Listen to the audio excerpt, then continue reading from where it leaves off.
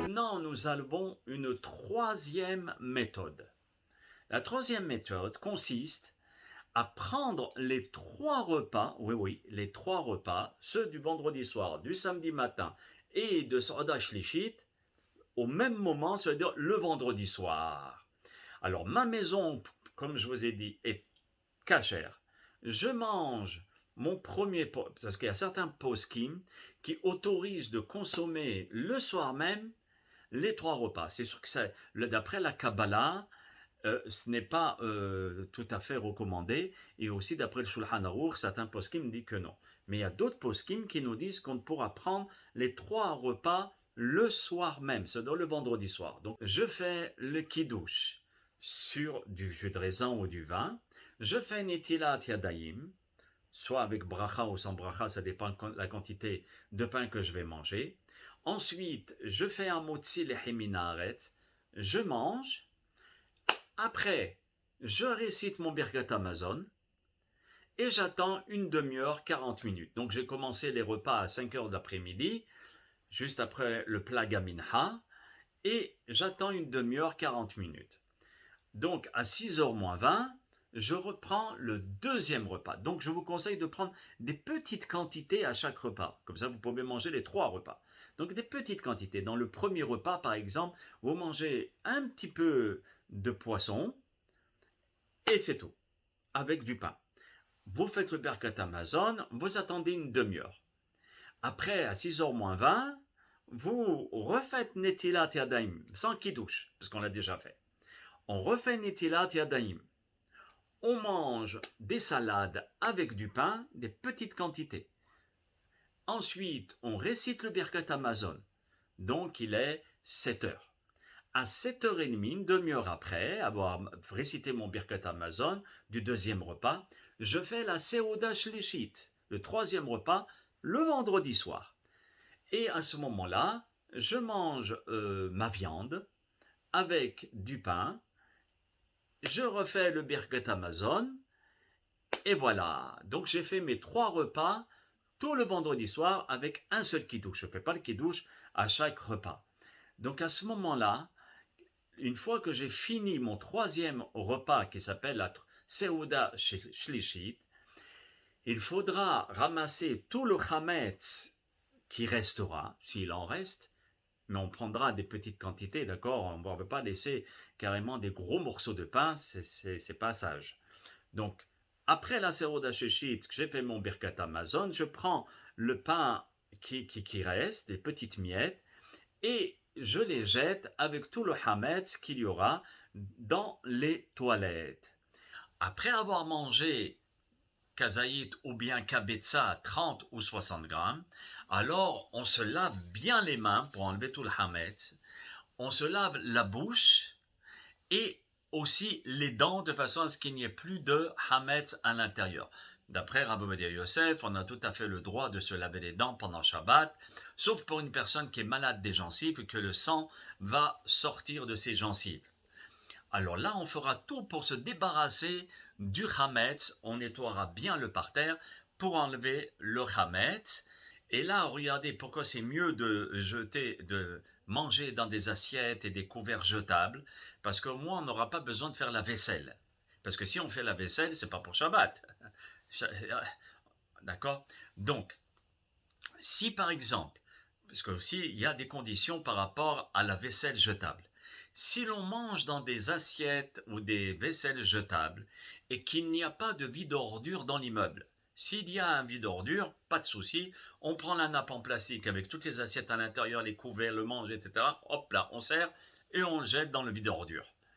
Si le vide ordure il est à l'extérieur de la maison, mais il est toujours dans l'immeuble, alors on le jettera dans le vide ordure à condition de faire un Eruv Tafshilin avec les voisins qui sont juifs.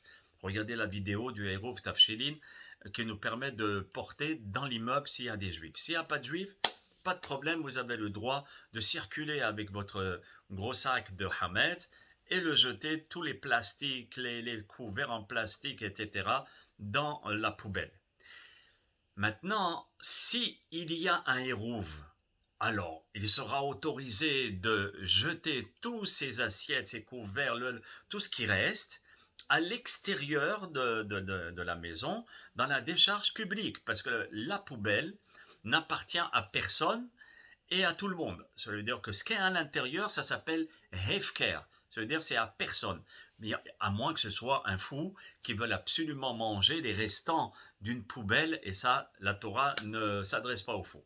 Il faut ensuite veiller à secouer la nappe. Si on n'a pas pris une nappe en plastique jetable parce qu'on ne peut pas, parce qu'il n'y a pas de hérouf, alors il faudra secouer la nappe soit en tissu, soit en plastique dur, et de tout hametz, on le mettra au-dessus des toilettes ou bien dans la baignoire, et après on fait on met un jet d'eau de façon à ce que tout le hametz qui est tombé de la nappe, on pourra jeter toutes ces miettes-là dans la baignoire, mais ne pas laver la nappe si elle est en tissu. Ça, c'est absolument interdit. Si elle est en plastique dur, alors on pourra mettre un jet d'eau sans savon, sans rien du tout, pour enlever tout le résidu ou bien hametz peut-être collé sur la nappe. Et ensuite, de prendre tout ceci, la nappe en plastique dur avec les assiettes, on va expliquer comment on fait avec les assiettes, et le mettre dans un placard où il y a le hametz qu'on a déjà vendu avant Pessah au Rav.